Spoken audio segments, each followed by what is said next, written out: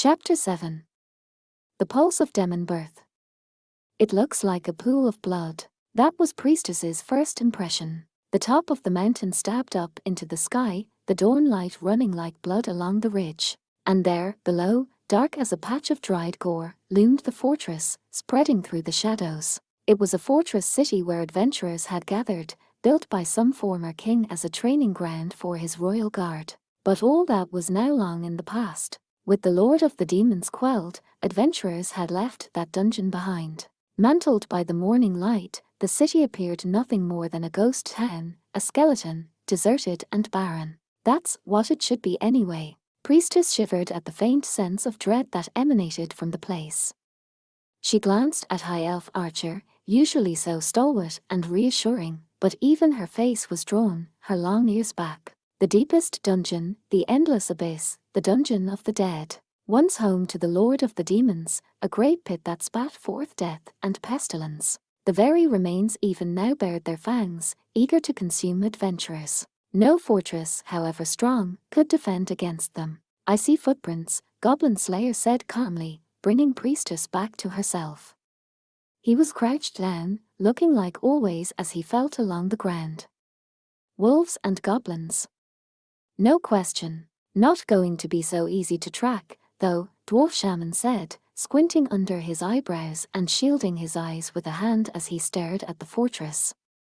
Suddenly, feeling a burp coming on, he grabbed the flask of wine from his hip and took a gulp. To make a long story short, the adventurers had chosen a forced march. They had kept running through the night, not even sparing time to rest. Mounts and riders all were exhausted. Now they were off their horses for the first time in hours, the animals tied to a tree in the nearby field. Priestess watched them graze, the expressions on their faces conveying a certain annoyance with their masters. I'm starting to see why most adventurers don't have horses. They needed food and water, and a place to stay while their owners were delving a dungeon. She knew that most of those who called themselves knights errant also went on foot. What about paladins, I wonder? The thoughts drifted around her tired head. This wouldn't do. Priestess smacked her cheeks gently and said, "That's right. Even if we only have to get through 4 levels of the dungeon, we have to face that fortress, too." "It won't be so bad," Goblin Slayer said, brushing the earth off his hands as he stood. "They're goblins. They have full faith that they are the smartest creatures around." "And so?" Lizard Priest asked. He was bathing in the glowing light, warming his whole body. The first hints of winter that came in the night were more than enough to make the lizardman stiff. The one who is at the highest place, or the deepest, will think he is the most important. Goblin Slayer reached into his bag and produced a piece of leather, along with 2 disc-shaped crystals. He rolled the leather into a cylinder shape, put one of the crystals at either end, and tied them in place with rope. Was it? High Elf Archer was, naturally, very interested. "It is a telescope." He put the device to his visor and looked down at the city with it. A hand reached out to him as if to say, "Gimme, gimme." Goblin Slayer silently handed it over, and High Elf Archer put it to her eye. "I see," she breathed. It was no wonder her ears drooped. "OWR Tom." The sign set above the entrance to the city was scrawled with letters in blood. A child could have written more legibly. One assumed that 1 or 2 of the heads of the soldiers, the former guards of this town, had helped produce the declaration. Goblins were not strong. But if one was attacked by several dozen of them in the confines of a fortress, it would be no different than being ambushed in a cave. "They mean our town, I guess," High Elf Archer observed. "So what do you plan to do?" She made a face and tossed the telescope back to Goblin Slayer, who grunted. He undid the rope and unrolled the leather, putting them and the crystals back in his bag. "I'm thinking about it. Fire. Water, maybe. Smoke. Or another bomb." "No," Goblin Slayer said, shaking his head. "I'm not thinking about those things. Whatever." High Elf Archer put her hands on her hips and snorted while Dwarf Shaman looked disappointed. "Thoughts? A fine question." Though he had just finished sunbathing, Lizard Priest trembled. He stretched out his long neck to get a good view of the fortress, then slowly shook his head from side to side. Myself, I would commit to a siege only if I had reinforcements, or didn't. Priestess said, furrowing her brow in confusion. Wouldn't that work out to any time? Lizard Priest rolled his eyes in his head. The one is when you know reinforcements are coming and need to wait. The other is when you have no other options. His tail slithering on the ground, Lizard Priest muttered to himself, then too, it could be worth attempting to cut off the enemy's supply lines in a surprise attack. He concluded with, in any case, I should not expect the goblins to understand. Agreed. High Elf Archer nodded. Not that the enemy should be underestimated, but still. They're goblins, after all. However, Lizard Priest added. Priestess looked up at him. This gigantic lizardman's expression was difficult to discern, although not as difficult as goblin slayers. Is something wrong? Speaking of reinforcements, we cannot assume that some might not come welling up out of the depths. The same chill from earlier struck Priestess again. She gripped her sounding staff tightly. Was this some kind of mistake? The thought occurred to her fleetingly, although she was steel-ranked. Guess it really does come down to fire this time, huh? High Elf Archer said, recognizing there seemed no other choice. Goblin Slayer, however, responded, no. The place before them was deserted, no inhabitants left, rotting away. But still. That is a town. It was different from ruins or a dungeon, or a cave. High Elf Archer's expression when Goblin Slayer presented his conclusion was difficult to describe. Have a look, it may be quick work, but it's still stone. With a hint of exasperation, Dwarf Shaman said, your lot don't know anything about masonry, long ears. He had made a little window with his thumbs and pointer fingers and was looking intently at the distant fortress. True, ideally we might take out any goblins down there, but not with the few drops of oil we've got with us. How about magic? High Elf Archer asked in spite of herself. Don't get me wrong, though, she added with a flick of her ears.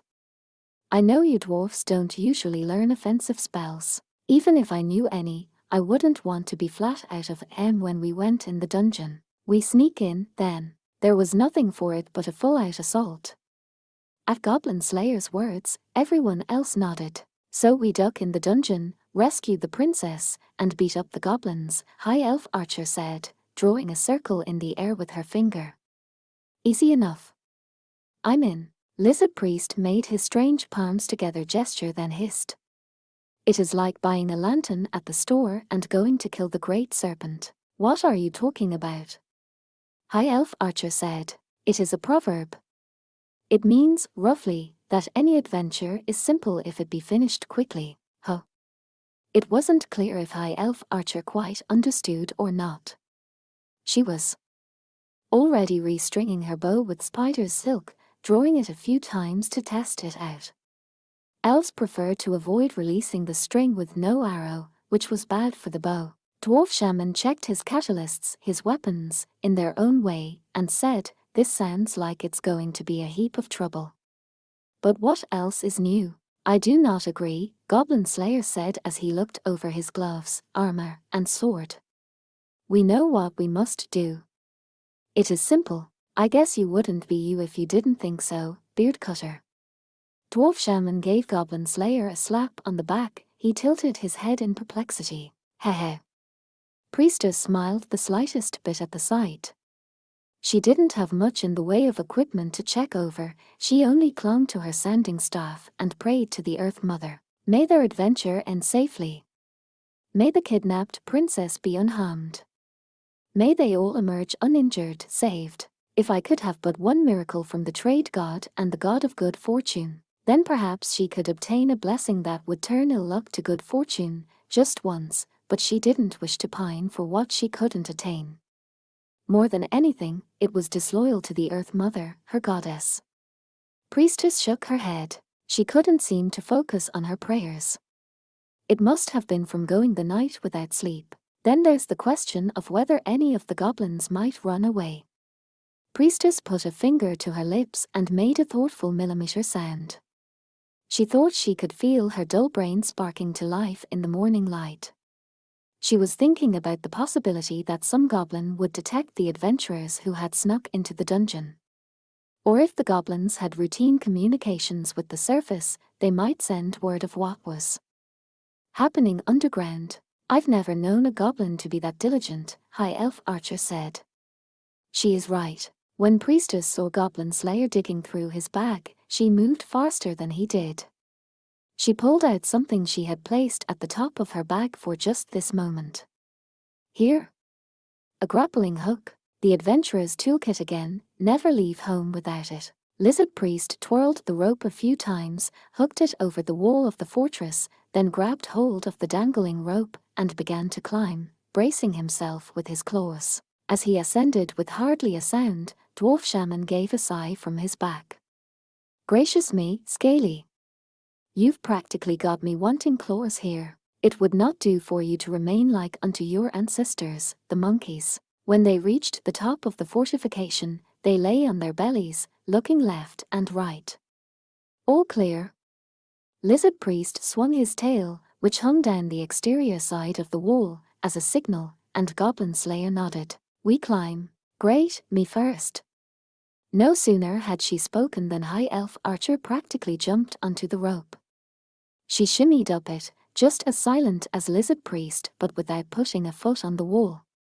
She twisted left and right, her little butt wiggling, and soon she was atop the fortress. That was elves for you. They learned a lot, spending their lives in the trees. Scaly might have been right after all. "I get the feeling you're making fun of me," High Elf Archer said, pursing her lips, and then drew the great bow from her back. She held it loosely as she looked back over the wall, down toward Goblin Slayer and Priestess, and waved. Goblin Slayer drew his sword, raised his shield and dropped his hips, then turned his back to the wall. "Go." "Okay." Priestess, looking nervous, grabbed the rope. It would be unthinkable to leave her until last, as the rear guard. Instead, with High Elf Archer watching out for her from above and Goblin Slayer from below, she climbed. It made good sense for Goblin Slayer, who so often engaged in hand-to-hand combat, to take the ground in this case. But even if she knew he wasn't that kind of person, well, she couldn't quite put it out of her mind. "You won't look, will you?" "I cannot pay much attention to you until we are up top," came the brusque reply. "I thought not," Priestess said enigmatically and held tight to the rope. Then she exclaimed, "Hop!" and, with her staff at her back, braced her feet against the wall and began to climb as diligently as she could. Once she got going, she found she had no concern to spare for what was going on below her. The sun beat down on her, making her sweat, and her hands shook. Her face was bright red and her breath came hard. "Come on, almost there." Re-GHT. Forcing her quaking body to stay in place, she somehow managed to reach up and grab High Elf Archer's outstretched hand. The elf's delicate hand didn't have much strength in it, but it felt good just to have someone holding onto her. Priestess pulled herself up the last small stretch, then flopped down on top of the wall. "There you go. Good girl. Want a drink?" "Oh, thank you." She took a swallow from the proffered canteen to bring her breathing back under control. One gulp, then two. Priestess let out a deep breath and gave the water back. "And where's Goblin Slayer?" Our dear Goblin Slayer. You needn't worry about him, I should think." Lizard Priest was keeping watch with his unique reptilian vision, his tongue flicked out and touched his nose. Priestess looked down from the fortress wall, and indeed, there he was, a lone figure climbing silently toward them. He moved without High Elf Archer's practiced grace, finding his footing solidly on the wall. Nonetheless, he joined them shortly. He freed the grappling hook, coiled it up, and gave it back to Priestess. Thank you." As she was putting the grappling hook away, she remembered the question she had wanted to ask. "Goblin Slayer, sir. Where did you learn to climb?" It didn't seem like an especially useful skill in goblin hunting. "My master trained me on a snowy mountain," he said in response. "I have sometimes climbed without a rope as well." His voice was even. I mean a tower. Just to be completely clear, High Elf Archer said, eyeballing him, you mean the inside, right? The outside? High Elf Archer looked up at the sky helplessly. The sun gave her no answer. How much of a muscle brain do you have to be to do that? At least I and the other one are different. Though I cannot speak for him. He conducted a very quick inspection of his equipment. What do you think? That depends on whether we go down the other side or not, Lizard Priest said. Millimeter, Goblin Slayer grunted. I don't think there's any need to go all the way down. Are Goblin sentries apt to be diligent about their work? What do you think? Then, presuming we encounter none such upon the wall. Just so. Lizard Priest nodded, taking out the map, the one they had received from Sword Maiden. He traced the flowing brushstrokes with one sharp claw. I suggest we travel around the town atop the wall, drop down beyond the city, and enter the dungeon from there. Guess we don't have time to go slashing our way through town. Dwarf Shaman took a swig of wine, perhaps to focus himself or stave off the fatigue, and wiped the droplets from his beard. We made it this far with nothing but tailwind. That's pretty good economy, I'd say. This time, we shall not be able to come back until the work is done.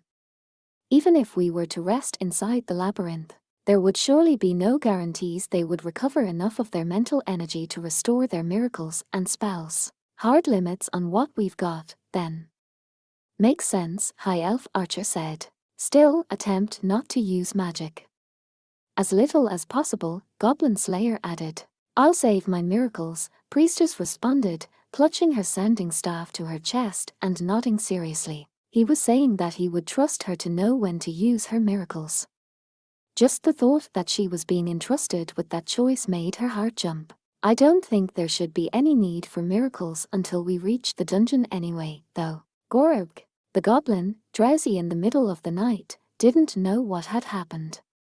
He felt something cold slide into his neck, then an instant later, it felt like burning, and finally, he gasped for breath as if he were drowning. The goblin, hacking and wheezing, died before he realized his throat had been pierced. Goblin Slayer approached the corpse of the goblin, who had literally had his life's breath taken away, and kicked it to the far side of the wall. That makes 5. Not as many as I expected, honestly, said High Elf Archer, who had put an end to all 3 of the waking sentries they had found. They had to conserve arrows as well as spells.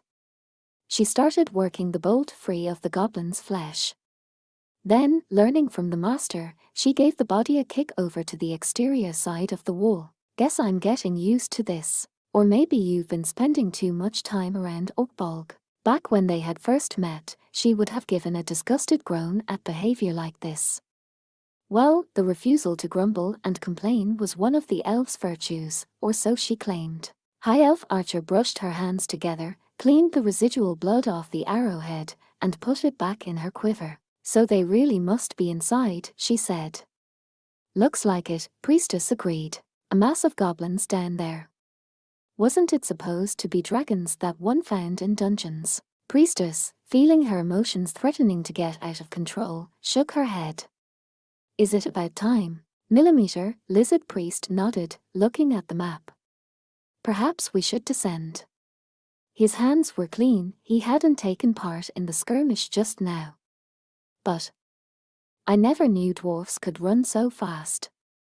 I guess they just need the right motivation. Watch your fool mouth. If the enemy got our hold of your spellcaster, what would you do then, eh? Lizard Priest said, I myself would perhaps not be so bothered. Priestess, afraid lest the shaman should look to her for agreement, said evasively, safety first, remember. She had been in close quarters combat with goblins more than once now, but it was something she would avoid if at all possible. Now more than ever. She had never worn mail before becoming an adventurer, yet suddenly, she felt so alone without it. Alone? Not anxious. Priestess blinked at the realization. She had been praised for it, saved by it, it had been with her every moment. She had repaired it so often, it would probably have been cheaper simply to buy a new set. I see. Somehow, it started to make sense to her why he had stuck to that one helmet for so long. What's wrong? Nothing. It's nothing, she told Goblin Slayer, and then she took a deep breath. Then Priestess closed her eyes, clutched her sending staff, and said a short prayer to the Earth Mother for the repose of the souls of the dead. She hadn't had time on the road, so now she included the riders of those wolves in her heartfelt hope for a blessed afterlife. The question of life in this world is one thing, but in death, all are equal. She prayed, too, for the safety of the princess who had made off with her mail. She believed, or wanted to, that the mail would keep that girl safe. Are you finished? Yes. I'm ready anytime. All right. Priestess produced the grappling hook again, and Goblin Slayer lodged it in the wall, letting the rope dangle down. As if on cue, Lizard Priest picked up Dwarf Shaman on his back, and High Elf Archer put a fresh arrow in her bow. All that was left, with some variation in order, was a repeat of earlier. Once he was confident the first two were down safely, Goblin Slayer came next. He descended, controlling his speed by planting his feet on the wall. Once on the ground, he looked up and beckoned. You going to be okay? Can you make it? I'll do my best, Priestess said, trying to take High Elf Archer's encouragement to heart. She grabbed the rope uncertainly. If she fell, Dwarf Shaman would catch her with a spell, so there was no danger, but still. Priestess's trip down the rope was so pathetically hesitant that she cringed to think about it. Hesitant or no, she did reach the ground, and then High Elf Archer slid easily down the rope to the bottom. It's just like you said, Scaly. What have you guys been talking about? How I wish. Priestess was so taken with so many things. Guild girls' refined manners. Witches' womanliness. Sword maidens' maturity. How I wish I was like them. As much experience as she had gained, she was still unrefined, still young, still weak. These past few days had truly opened her eyes to that fact. If she'd had her act more together, yes. If only she hadn't let her mail get stolen, none of this would have happened, right? Maybe that's giving myself too much credit. Neither gods nor people could influence the roll of the dice, much less go back in time to change a roll once made. The very thought was absurd. But then, maybe it was the absence of the mail that made her feel so naked. And that feeling of nakedness, that terror as if everything had been stripped away, was just like that very first cave. Priestess took a deep breath and let it out again. The only response to thoughts like those was action. I'm ready. Is that so? Yes. Goblin Slayer nodded, and Priestess confronted the yawning pit before her. It had been a massive iron door once. Soldiers must have guarded it at one time. They were no longer anywhere to be seen. The door was besmirched with blood and filth, the formerly impregnable portal now standing slightly ajar. The air coming from inside was chilly, carrying a nose-prickling stench of rot. Let us adopt our usual formation, then, Lizard Priest said, giving a wave of his fangs, claws, and tail. Looks like it's time for the dwarf to wield his axe, Dwarf Shaman said, pulling out his own weapon and stashing it in his belt. High Elf Archer narked her arrow a little tighter, and Priestess likewise strengthened her grip on her staff. And at their head went Goblin Slayer. The cheap-looking helmet, the grimy leather armor, the small, round shield tied to one arm, and in his right hand a sword of a strange length. Let's go. On his order, the adventurers set out. Come to think of it, is this your very first dungeon crawl? Yes, and it's the dungeon of the dead.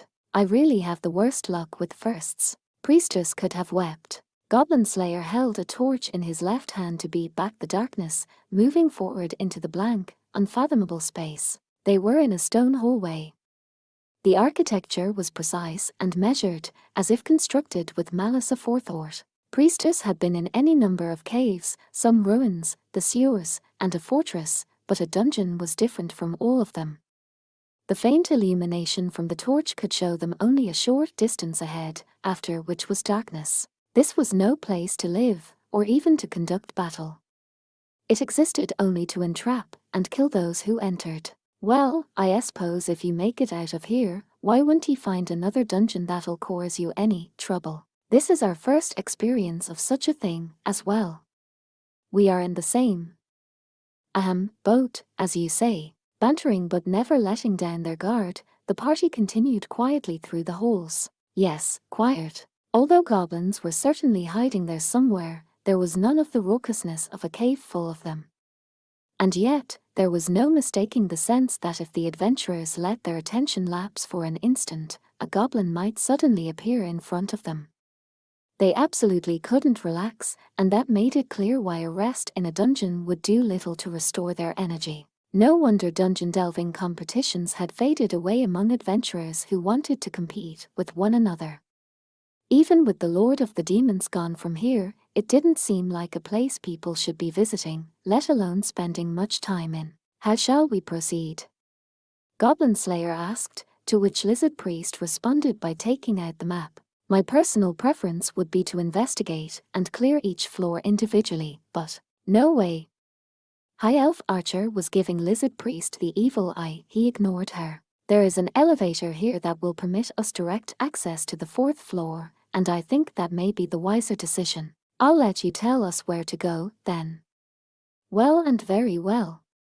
First, to the north. The party began the hack, moving forward carefully but with assurance. This was a dungeon from which the monsters had already been cleared. Despite the indelible, lingering smell of death from those adventurers and demons that had been here once, nothing remained on these early floors. Or at least, nothing supposed to. At a movement from High Elf Archer's ears, Goblin Slayer stopped. That was all it took. Tension ran among the adventurers. They all looked at one another and nodded. The dungeon's walls were solid stone. Gloomy though it was, potential hiding places were limited to secret rooms or the corners of the maze. It was a simple matter, then, to predict what the goblins would think of. Grop, GBB. Baroque. An assault from the front. It was the best way for the goblins to use their greatest strength, their numbers. Now they came pouring around the corner ahead. The goblins had a wide variety of weapons in their hands, and their skin was scored with the strange crest. They came in waves with no evident formation, relying only on the selfish conviction that it was their fellows and not they who would be attacked. Har har har, come, come. I shall give you each your eternal reward. I think we're gonna be wishing for spells before this is over. HRMPH, I think a dagger would actually be more useful than arrows right now. 3 people, 3 opinions. The brave one, the analytical one, and the slightly exasperated one. Lizard Priest and Dwarf Shaman came out in front, shielding High Elf Archer and Priestess behind them. The dungeon hallway was exactly wide enough for 3 adventurers moving abreast. 3 in front, then, and 2 behind. Goblin Slayer looked at his friends. It still took him a moment to think of them that way, and said, let's go. Right. Priestess, paying close attention to the footsteps closing in on them, frowned but nonetheless nodded firmly. The adventurers became like a ship cutting through the sea of greenskins that assailed them. GBBRB. Gorp. Incoming. On it, stones and arrows, improvised ammunition of all sorts, came raining down, but Goblin Slayer blocked them with his shield. Lizard Priest, protected by his scales, howled and deflected everything that made it past Goblin Slayer. Knew I should have taken my uncle up on that helmet. Dwarf Shaman exclaimed, working his axe this way and that. Distance 5 tiles, 4, 3, scaly. Rar, behold the blade of the lizardman. Lizard Priest howled and jumped at the attackers. His claws and fangs and tail, the traditional weapons of his people, lashed at the goblins. Goborg, Gorb, geysers of blood, innards, chunks of flesh, and death cries were suddenly everywhere. 2 goblins were torn apart like old rags. Lizard Priest's power seemed beyond what should have been possible in unarmed combat, but regardless, this was by no means the end. Gorb, 3, 4. Goblin Slayer swung his weapon with absolute precision, fending off attacks from the right and the left. He caught a blow with his shield, stabbed with his sword. He slashed a throat, then kicked the body into the enemies behind it to block their movement. He carried the momentum of the move directly into a throat with his sword, then shattered a skull, and that was 2 more dead goblins. Goblin Slayer moved forward, grabbing a club dropped by one of the dead monsters. I hate to shoot in such Close quarters. A monster that had gotten past Goblin Slayer was closing in on High Elf Archer, where he was met with a rain of arrows. The elf and the human girl in the back had looked like easy pickings to him, and he had advanced with a grin on his face. Now that grin was run through with an arrow, the goblin fell backward with the bolt lodged in his brainpan. High Elf Archer kicked the body away with her long, slim legs, drew another arrow, and loosed at the next enemy. He took an elven shot at close range. The impact alone was enough to blow the goblin backward. I'm not gonna have enough arrows. Where are we going? We push past this corner, then through a door. The other passages lead to burial chambers, which we can ignore. Once we're through the door, take a left. No sooner had he shouted the instructions than Lizard Priest drove his fangs into a goblin's shoulder and shook him about. Gorbig. The monster found himself slammed against the walls, used to push back his companions, and finally flung bodily against the floor. Blood spewed from the shattered goblin's body. Priestess involuntarily looked away. This was not the first time, however, that she had experienced the carnage of battle.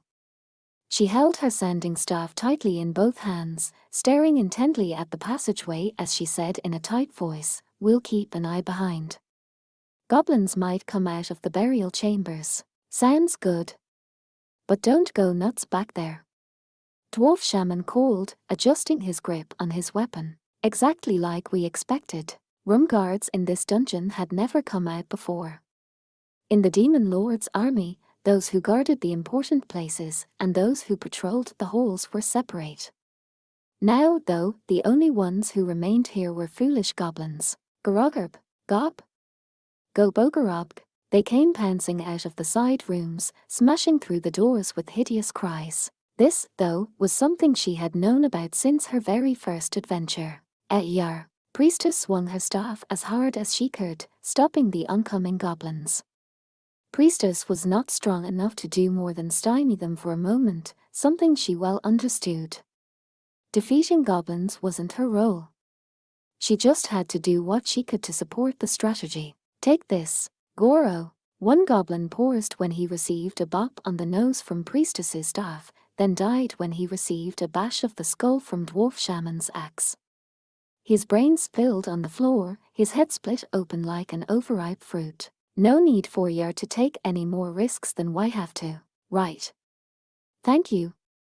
Priestess struggled to do all she could, sweat pouring down her face. Goblin Slayer would send the goblins in one direction, and Lizard Priest would tear them apart, or High Elf Archer would shoot them.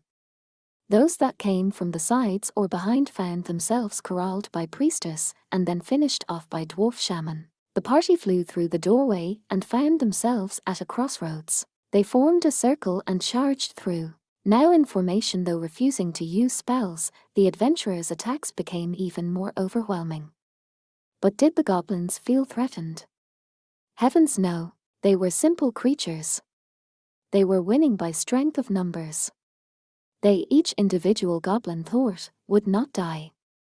And so they would win. They may have looked askance at the deaths of their fellows, but they trod over the bodies just the same to continue the attack. They attacked with all the force of their lust, their desire to tear the adventurers limb from limb and have their way with the girls. Gobog. The goblin focus shifted from the front row to the back, perhaps seeing that it was more vulnerable. The blades of spears and daggers glinted in the dungeon's phosphorescence, lashing out at every opening. The tips were daubed with black liquid. Priestess went stiff when she saw it. Eek. Look out. Dwarf Shaman grabbed her shoulder and dragged her back just in time, then came forward to trade blows himself. He launched a body blow into the goblin with all the strength in his dense little frame. The monster yelped and stumbled back, and then came the axe. Dwarf Shaman fought like he was cutting down trees. He lacked the refinement of a specialized warrior, but had all the power of a dwarf. I am sorry. Priestess shook her head and shouted, "They're using poison. Won't matter if they don't scratch me." Dwarf Shaman called back. But gods, beard cutter. There's no end to yes. Goblin Slayer smashed a goblin's head with a club, then jumped over the dead monster and jammed his torch into the face of another one. Garop, a muffled scream and a twitch. But the creature wasn't dead. Goblin Slayer brought the club down. Goblin Slayer beat his way through the horde with his club and his torch, rhythmically, as if pounding a drum. When the club finally broke after crushing the skulls of who knew how many goblins, he tossed it aside and said shortly, 11. You said left, correct. Indeed. Lizard Priest howled. Head for the inner door. Take the lead. What are you planning to do this time? High Elf Archer called, clicking her tongue when she saw how few arrows she had left. Goblin Slayer pulled a small bottle from his item pouch. It won't be water, or poison, or an explosion. No sooner had he spoken than he pitched the torch and the bottle at a goblin in front of them. Gborugabog, doused with gasoline, immediately followed by a source of fire, the creature burst into flame. Goblin Slayer mercilessly kicked him down. 12. Now go, as you say. The adventurers moved quickly. Lizard Priest vaulted over the flames, through the opening Goblin Slayer had made, and pressed forward. With the goblins behind them safely at a distance, Dwarf Shaman came pelting up. Fire! We need to go that way. He turned to Priestess. Can you make the jump? I'll do it right now. Priestess hugged her staff and closed her eyes, then flung herself over the flames. High Elf Archer secured her bow on her back and hopped over with a nimble leap, kicking off the wall and settling to the ground. The door is right in front of us. We're all here, Orkbolg. Okay. High Elf Archer provided covering fire while Goblin Slayer dug in his back again. This time he came up with a scroll. Gbor. Go Bokerbog. Goblin Slayer, sir. Quickly. Behind Goblin Slayer, who faced an oncoming tide of goblins, Priestess was hardly able to speak. Goblin Slayer nodded in acknowledgement, thrusting at the monsters with the scroll as he backed up. Break through the door. You got it. Dwarf Shaman called, followed by a crash as he rammed the door with his shoulder. Goblin Slayer hopped backward over the flaming goblin corpses. As he did so, he noticed an old sign hanging to one side. There appeared to be some kind of warning written on it. Now it was hardly legible, but, ignoring the O from High Elf Archer behind him, Goblin Slayer untied the scroll. Grob. Gor. Gugp. It scarcely made sense to the goblins at first. A wind began to blow through the dungeon. Just wind. What is he trying to scare us? The goblins were quite amused until they found themselves floating in midair. Eek! Get through the door, quickly, or you'll get sucked in. Goblin Slayer said sharply to Priestess, who was trying to hold her hat on her head. An instant later, a huge wind billowed up. The scroll he had thrown at them produced a void scorched by supernatural flames. Gorop! Gobk! Goragog! The whirlwind, blowing away the fetid subterranean air, howled like a beast. One goblin, two. They tried desperately to hold their ground, digging toes and fingers into the walls and floor, but it was no use. The goblins ahead tried to retreat, but they ran into their comrades pushing up from behind. Gobk. Gbrgobk. At last, the goblins were overwhelmed by the crazily dancing wind sprites and dragged into the void. The adventurers forged ahead to the accompaniment of goblin screams, until Goblin Slayer shut the door. Only the sound of the closing door seemed louder than the roar of the wind. What was that?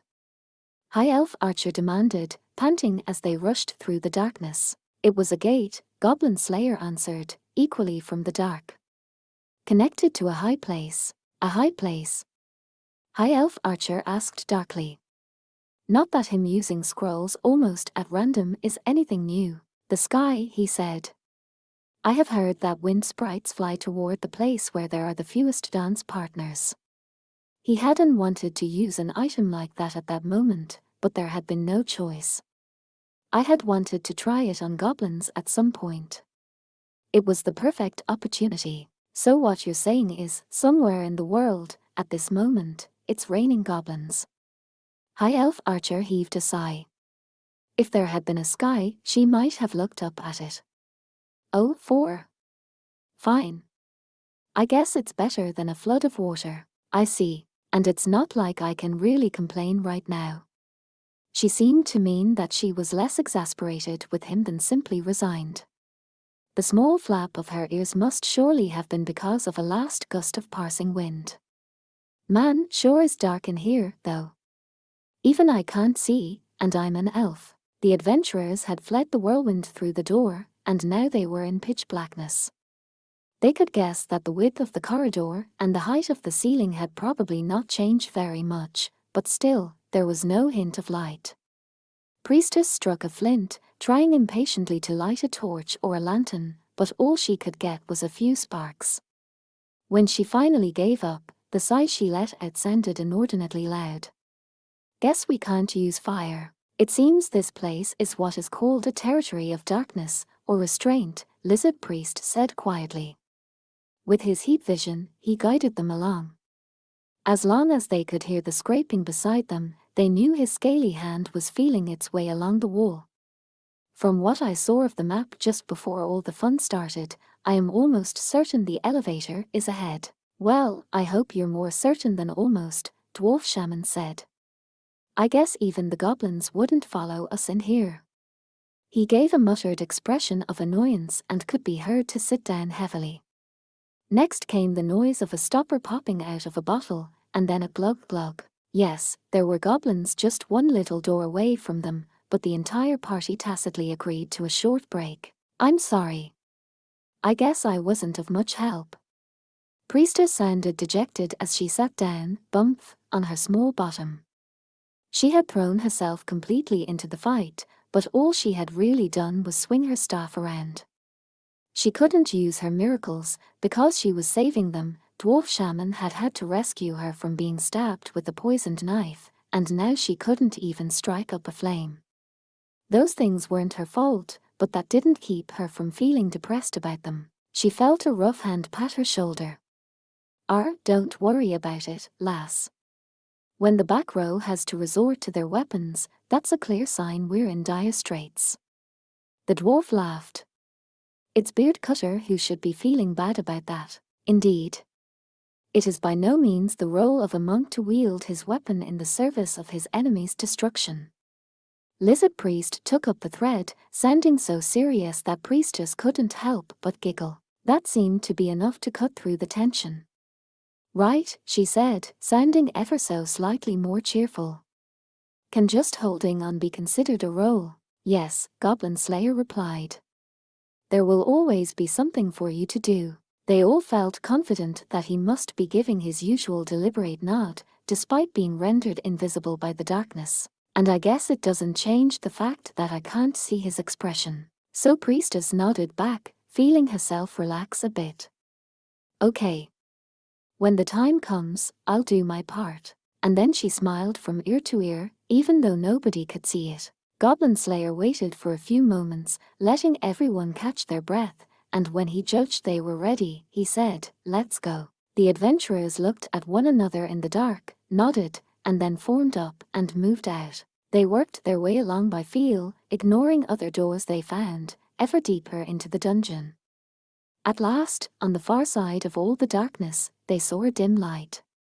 It illuminated a column of letters, a 2D, visible through two open doors. It was the elevator.